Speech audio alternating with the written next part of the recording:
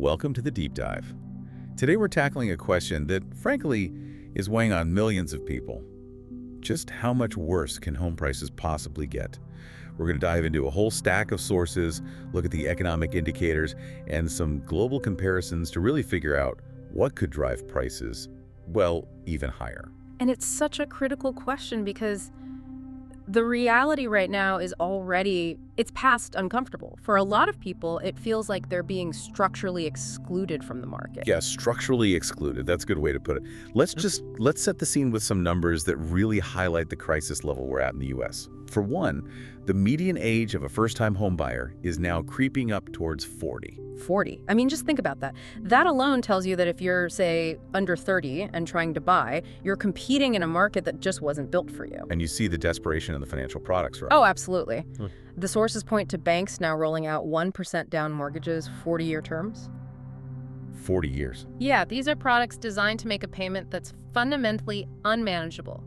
Just possible on paper. Not sustainable, just possible. And the cost burden shows that. Yeah. The median American family now needs almost 40% of their gross income just for the loan repayment. And that's the key, right? That's before taxes, before insurance, before you fix a leaky roof. It's a massive chunk. It's huge. And that's for the median family. In some cities, some metro areas, that payment hits over 90% of the median income. 90%. No. So mathematically, the average family just cannot afford the average home there. It's not possible. It's not. And the result is, well, it's pretty stark. First-time buyers now make up the smallest share of the market since we started tracking this stuff over 4 decades ago.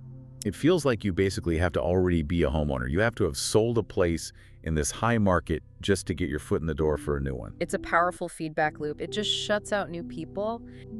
And, to put a face on this, our notes mention a 25-year-old Zoe Zarenda. She's back living in her childhood bedroom. And you hear about this multi-generational living trend, but this isn't just about culture. The data shows 40% of people in those homes are there for one reason: money. It's a necessity. So that's our mission today. We've got to look past these symptoms and really analyze the risk factors that could make this situation a lot worse. Okay, so let's start with the one piece of news that you sometimes see in headlines, the little shred of hope. The median sales price for a house has actually trended down a bit from that all-time peak back in 2022. So is this it? Is this the market finally correcting? Unfortunately, that's what we have to call a false dawn. And it's so important to understand why that chart is, well, it's misleading. Okay, so what's wrong with it? The median sales price only tracks the homes that actually get sold. It's just a measure of the middle house among whatever transactions happen that month. And transactions are way down. They're frozen. The National Association of Realtors says volume is down almost 25% from before the pandemic, and nearly 40% from 4 years ago. The whole market's just seized up. Right, the golden handcuffs effect that the sources talk about. That's the core of it. I mean, you have millions of people who locked in these sub 3%, maybe 4% mortgage rates a few years ago. They have absolutely no rational economic reason to sell. Because if they sell, they'd have to get a new mortgage at, what, double the rate? Exactly. So many would rather just rent out their existing home, keep that cheap mortgage, and then go rent a new place for themselves. It keeps a huge amount of inventory completely off the market. So the only homes that are selling, they're skewing the numbers down. Precisely. The houses that do hit the market are disproportionately, budget-friendly starter homes, the lower end of the market. Or, and this is the sad part, they're being sold by lower-income people who are forced to sell. So you're comparing the median of a really small, very specific pool of houses. That's the key. If you want the real picture, you have to look at something like the Case-Shiller Home Price Index. And how is that different? How does it adjust? Well, Case-Shiller is much smarter. It tracks the same houses over time, or houses with identical features. It's looking at actual value appreciation. And while that median price chart might dip down for a month, Case-Shiller still shows home prices going up consistently year after year. So the crisis it's not slowing down at all. That downward trend is an illusion. It's an illusion created by a lack of volume. The crisis is continuing, absolutely. That's a humbling reality check. Okay. But this is where the global view gets really terrifying. The sources suggest that relative to other high-income countries, the U.S. is still only on level 1 of the housing crisis. That's right. And to understand that, we have to look at the main metric they use to compare countries. It's called the house price to income ratio, or HPIR. Okay. It's pretty simple. It's just how many years of average after-tax income it takes to buy the average house. So what's the U.S. number right now? Our current national HPIR is about 3.4.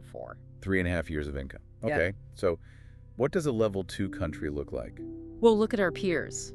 The UK is at 8.7, Australia is 8.4, and Canada. Canada is a staggering 9.5. Wait, hold on. 9.5.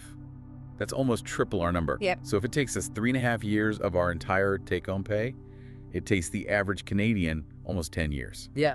That's genuinely shocking. It really puts things in perspective, doesn't it? It shows you just how much headroom there is for prices to keep rising here. If the U.S. market started to look like Canada or Australia, our average home prices could easily double or triple. So that's the big question for this deep dive then. Why haven't we hit level 2 yet? What's been holding us back?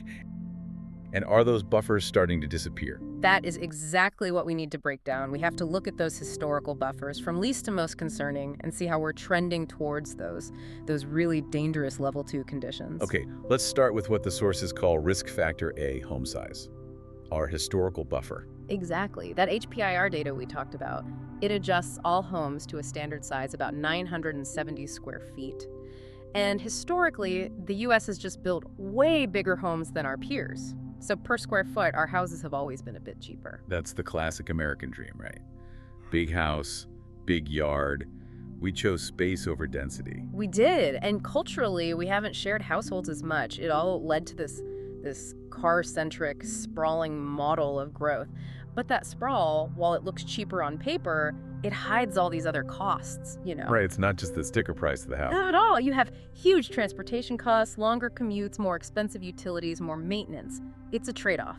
But the point the sources make is that even with that buffer of space, it won't shield us forever. There's still so much room for prices to rise if other things start to change. Which brings us to risk factor B, urban primacy, economic concentration. Historically, the U.S. has been great at spreading out. Only about 7% of the whole population lives in the New York metro area. And that is incredibly low compared to the level 2 countries. Take Australia. You add up Sydney and Melbourne, and that's almost half the country's entire population. Wow. And that kind of concentration just drives insane competition for space. Extreme, unsustainable competition. But here's the problem. That trend of spreading out in the U.S., it's rapidly reversing. We are consolidating. How bad is it? The consolidation is probably the biggest emerging risk. There's a study mentioned in our notes. As of this year, just 31 counties accounted for more than a third of the entire country's economic output. 1/3 of the whole U.S. economy in just 31 counties. Yep. Industries like finance, high-end tech, they are becoming more and more centralized. So as the jobs all cluster in these few places, the housing crisis there just gets exponentially worse. It doesn't matter what's happening in the rest of the country. That's the outcome. You're already seeing it. House prices in places like New York are they're in a different universe. New York's affordability ratio now is about 12 times the average disposable income for a 2-bedroom.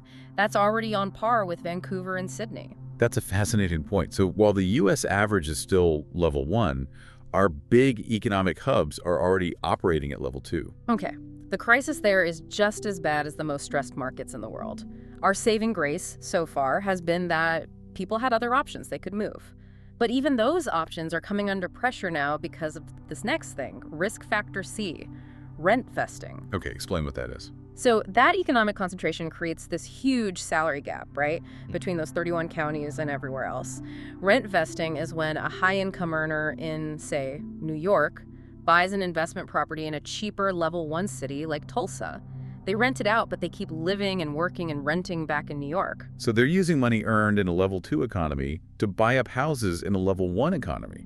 Yeah. It's like you're outsourcing the housing crisis. That's a perfect way to put it. You're exporting the crisis. And those golden handcuffs we talked about, the low mortgage rates, they have dramatically accelerated this. People who locked in low rates on a house in a cheaper city, but kept their high-paying job from a major hub, They now have all this capital to outbid locals. So you're making it impossible for people who actually live and earn local wages in Tulsa to buy a home there. It just shows there's no natural ceiling on this, which I guess it brings us to the absolute extreme the sources mentioned, level 3. Yes, level 3. This is what happens when you get this perfect storm of low local wages, extreme economic concentration, and just severe restrictions on building anything new. We're talking about cities like Beijing, Shanghai, Taipei, where the price for a 2-bedroom apartment can approach 40 times the average disposable income. 40 times that? I can't even process that number. You'd need more than 30 years of your entire take-home pay just to buy the apartment. How is that even possible? Who affords that? Yeah. Well, it's afforded through 2 things: necessity and extreme density. First, the homes are tiny. Remember how we said the average American has about 900 square feet of space per person? In cities like Hong Kong or Shanghai, that number drops to between 170 and 300 square feet. That's a complete rewiring of what you even consider private space. It is, and it's combined with forced cohabitation. People can only afford these places by pooling savings from multiple generations. 3, sometimes 4 generations together. You might have 8 people from 3 generations all living in a small 2-bedroom apartment. The necessity driving it is purely economic. That's the extreme. But the scary point the sources make is that the U.S. is already... Yeah. We're already sliding in that direction. The same shifts are starting to happen here. We are seeing the very early signs, yes. For the first time in over 160 years, the number of people living in the average American household has gone up, even with birth rates going down. So more people are moving back home. Because they have to. And for the first time in over 50 years, the average size of a newly built house has started to get smaller. The conclusion is pretty powerful then. These shifts. Smaller houses, more people living together. It's not happening because of some big cultural choice or environmental awakening. No, it's happening because people have to make the payments. It's an enforced lifestyle change driven by the structural economics we've been talking about. So it's dangerous to assume this problem just has a natural limit. It's extremely dangerous. We still have alternatives in the U.S. right now. We still have that bufferist space. But if these trends continue, especially the economic concentration and the lack of inventory, those alternatives are going to disappear, and our market will accelerate very quickly towards level 2 and start facing those level 3 pressures. So the crucial takeaway for you, the listener, is that this isn't just about high prices today. It's about these structural risks, consolidation, outsourced capital that could easily double where we are now.